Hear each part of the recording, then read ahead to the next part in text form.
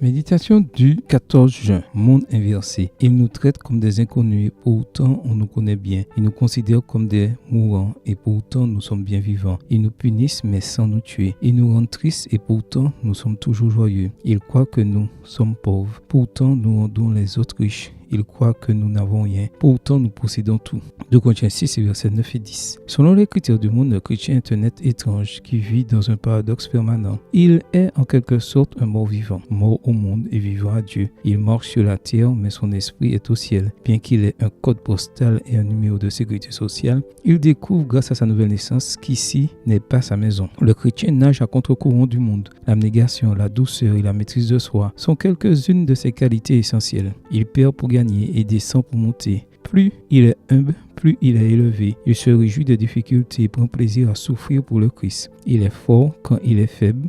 Et plus il donne, plus il possède. Il en est ainsi dans le royaume de Dieu. Les choses fonctionnent à l'envers. Les derniers sont les premiers. La mort apporte la vie et le mystère est révélé. Il y a la paix dans l'épée, la liberté dans l'esclavage et la joie dans les pleurs. Le chrétien considère les autres comme supérieurs à lui-même et vit pour le bien de son prochain. Il faut qu'il croisse et que je diminue. Jean 3, verset 30, version Colombe. Telle est sa philosophie de vie. Le caractère paradoxal du croyant se révèle dans la vie de tous les jours. Il sait qu'il est sauvé maintenant, mais attend le salut pour demain. Il craint Dieu, mais n'a pas peur de lui. Il se sent accablé et perdu en présence du Créateur, mais ne veut pas être ailleurs. Il sait qu'il a été purifié du péché, mais se considère toujours comme un pécheur. Le croyant est plus sage lorsqu'il reconnaît qu'il ne sait rien, et il a beaucoup lorsqu'il réalise qu'il a peu. Parfois, il fait beaucoup alors qu'il ne se rend compte de rien et avance alors qu'il est immobile. Bien que pauvre et misérable, il parle au roi de l'univers et a pour ami personnel le propriétaire de tout. Cela semble fou,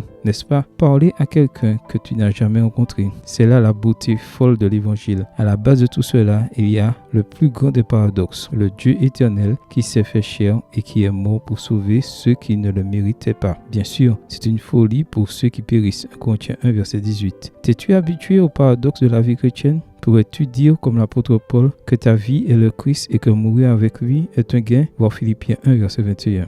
Amen. Bonne journée à toi et que le Seigneur te bénisse.